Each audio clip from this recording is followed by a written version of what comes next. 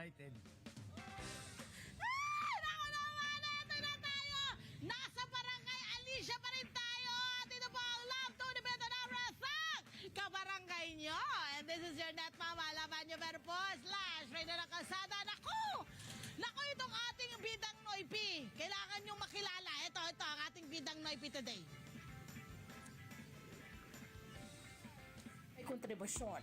Ano pa man ang katayuan mo sa buhay, trabaho o kakayanan, pwede rin maging simpleng mamamayan at mabuting kabarangay. Gaya ni Christian, na sinisiguradong walang maiiwanan, lalo ang mga kapwa niyang PWD dito sa Barangay Alicia. Ngayon, sabi ko, ba't hindi tayo gumawa ng organization na para at kahit saang sulok man ng barangay natin, ay mahanap natin kung sino yung karapat-dapat at kung sino yung dapat na matulungan ng PWD. Ganun. Bukod sa pag-aalaga sa kanyang pamilya, inaalagaan niya rin ang kanyang mga kabarangay. Kilalanin natin si Christian Lintag, ang ating bidang Noipi. Bidang Noipi. Yan! Tayuan natin to! Tayuan natin to! Palapakan! Kami ba tayo para sa'yo? Christian Lintag, ladies and gentlemen, in the house! Yes. Hindi pala sa in the house, outside. Outside the pala. house. In barangay. Naku, In the barangay. men, ang ganda nito. Kasi diba, ang ibig sabihin ng person with disability, yung PWD pala ay person with disability.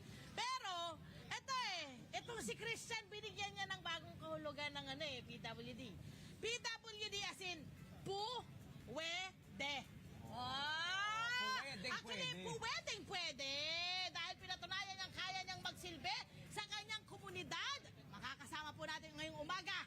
Kasama na nga natin ngayon Christian Lintag, ladies and gentlemen! Christian, good morning. Good morning po. Na-amaze si Christian. First time na ma-interviewin.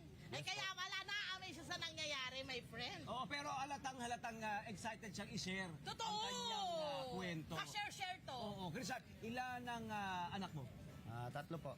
May Ayan. tatlong anak si Christian. At ito, Oo. 14 years old pa lang si Christian, nagtatrabaho na siya. Batang-bata pa lang. At syempre, ito yung mga kababayan natin na talaga naman pagdating Oo. sa kahit pa bata ka. Alam Tama. ko, child labor, may mga ano dyan, huwag natin i-normalize. Pero hindi talaga Kailangan may tumayo talaga, tatayo talaga ang mga anak pag nakikita nilang nahihirapan yung kanilang mga magulang. Oo. Ito si Christian, ang daming trabaho. Yes, my friend. Maraming trabaho ito si Christian Oo. at siya ay sa kasamang palad noong 2012, mga 12 years ago, nagtitinda siya at merong isang aksidente, di ba? Oo, Nasangkot siya sa isang 2012. aksidente. Maaari bang ikwento itong pangyayaring ito? Oh, yes po. Ang una po kasi noon, August 28, nanganak po kasi si Missy. So, nagkaroon kami ng parang obligasyon na. So, ngayon, kailangan ko nang gumalaw, kumilos, para mabuhay ko yung baby ko at yung asawa ko. Ngayon, ang naisip ko lang is maging vendor sa kalsada. Ang binibenta mo noon, yung mga Sari-sari po, chichirya, mga ganun po. Mga kutkutin po. Yes po, opo. Ganyan. Ayan. And then yung time na yun, madaling araw, lilipat po ako ng pwesto. Ngayon, paglipat ko po ng pwesto, gabi na rin, siguro hindi po ako napansin ng taxi, yun, nabangga po ako nun. Nabangga ka at ikaw ay nagkaroon ng injury. Yes po, Ang nagkaroon ng- saan nang... sa paa po. Ay, Dalawa po. Dalawa yan. Ay, dalawa? Dalawa yan. Dalawang may bakal yung Ayan, paa pakita mo? Hindi, isa lang po ito. Ito lang po yung isa lang po dito lang. Ito raw ay nangyari sa Quezon Avenue. Sa Quezon Avenue. Bakit daw hindi ka napansin nung taxi driver? Base po sa kanya, nakausap ko naman, sabi niya, naka-idlip daw po siya. Nako, Nakakaintip siya. isa pa rin pagod na natin. O, anong nangyari? Pagkatapos nun, Pagka yung po, ang tagal ko po doon sa kalsada, and then siguro almost 1 hour, yun, dumating na po yung ambulansya. Dinala na po ako sa Isabi niyo. Oh, tinulungan ka ba nung taxi driver? Actually po sa lang yung unang araw. Oo. Unang araw lang po, and then wala na pong sumunod doon. Oo, naku. ilang taon bago mo nasabi ng katawan mo na kaya Pwede mo na. Yung siguro 1 year din akong opo, So isang wait taon lang, din. my friend. Kasi nung panahon na yan, Oo. baby pa yung anak niya. Wala pa pong isang syempre, buwan. oo, hindi pa nakaka-recover si Mrs. Yes, O, po. paano kayo nabuhay? I mean, di ba, paano nangyari? Ganito po yun. Nung paglabas ko po ng hospital, siguro 1 week lang ako dito sa bahay, inuwi na ako ng probinsya namin. At doon na ako sa mother ko. Oo. So doon ka nagpagaling. Opo, doon na ako nagpagaling, nag-recover. Ganun. Pero ano agad, ang kwento ko, nag-bounce back agad eh. Bumawi Oo, agad, ano? Kailangan bumawi kasi ka ng agad. kumpita. Kailangan Oo. ko po kasi may baby po ako. Ano po ang inyong naging trabaho pagkatapos ito? Pagbalik, bumalik kayo ng Maynila. Binalikan ko po yung, hinanap ko po yung ano nung may-ari ng taxi. Ngayon, nahanap ko naman siya. Ngayon, nakipag-settle na siya sa akin, nagbigay siya sa akin ng cash. Wala naman ako magagawa.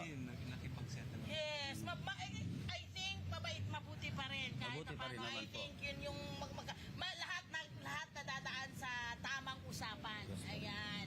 At siguro, yun lang din ang kakayanin siguro ng taxi driver. Alam naman natin yung ating mga kababayan din na gano'n. So, anong ginamit mo sa 12,000? Anong ginawa mo? Yun na, sabi ko, kumuha na lang ako ng driver's license. Okay. At doon na po ako nag-umpisa na mag-tricycle driver. Good, Dito friend. sa Bago Bantay. Inumpisahan niya agad. Okay, and then, ilang taon kang nag-tricycle? Kasi alam mo itong si Christian pa, lipat-lipat ang trabaho. Kung saan may magandang oportunidad, my friend. Oo, siyempre, gagawin ang lahat, ano?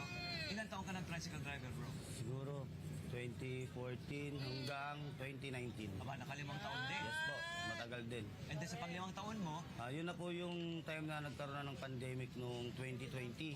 Bumalik na naman ulit ako sa probinsya, sama ko yung pamilya ko.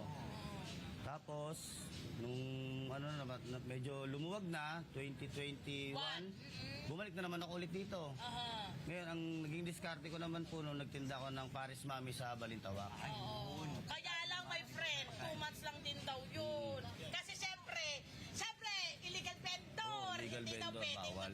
mag-ano dun sa kalsada. So ngayon, ang ginawa mo, pagdating dito sa lugar nyo, anong ginawa mo na naman? So wala na, so bawal nga, so bawal. Ngayon, bumalik na naman ako sa bahay namin, doon na lang ako nagtinda.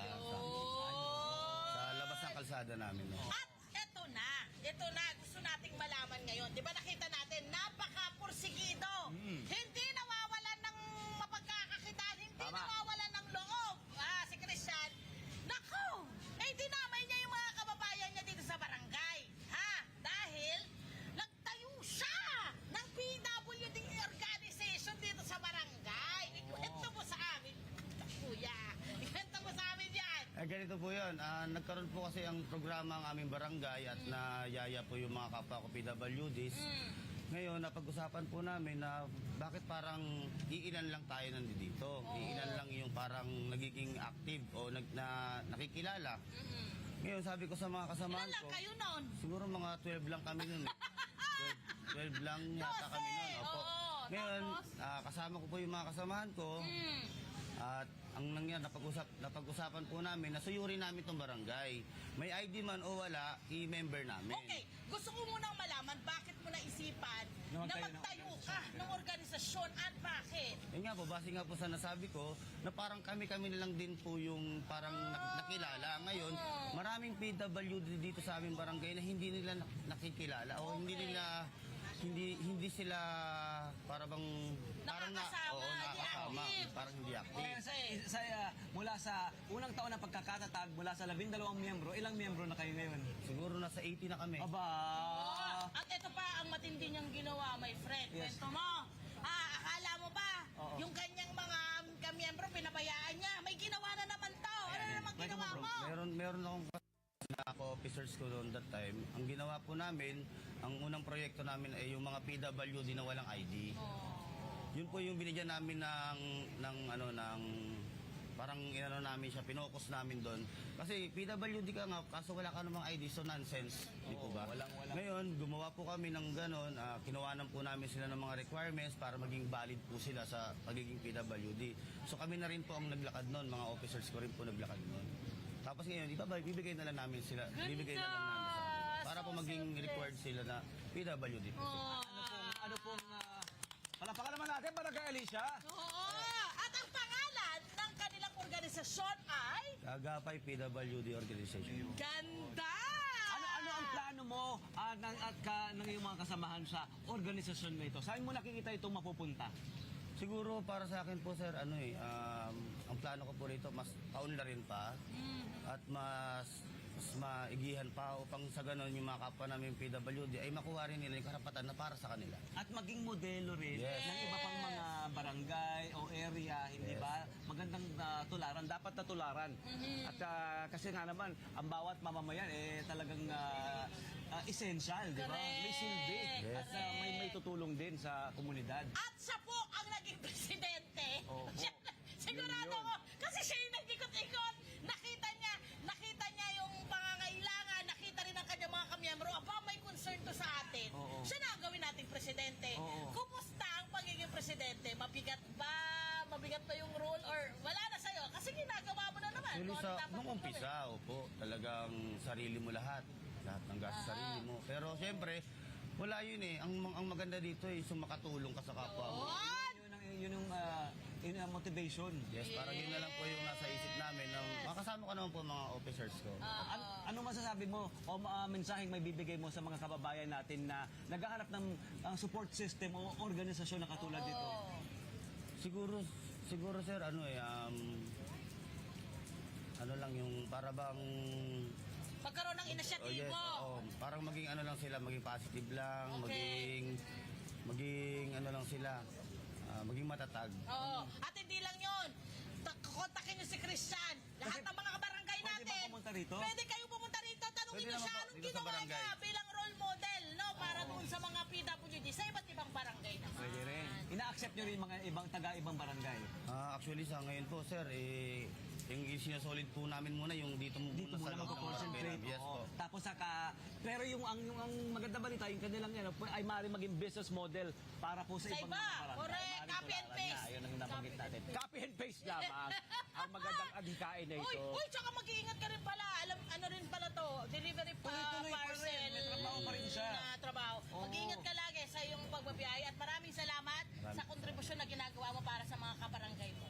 Mahusay ka. Palakpakan natin si Ginong Christian. Hi! Sumama mga dyan na profile, mga Kanet 25. This is Love Anyo Verbo. For more love, Tunipet, and Arafang updates, just click the subscribe button and follow us on our Net25 social media pages at Net25 TV and Net25 Entertainment Facebook. See ya. I love ya.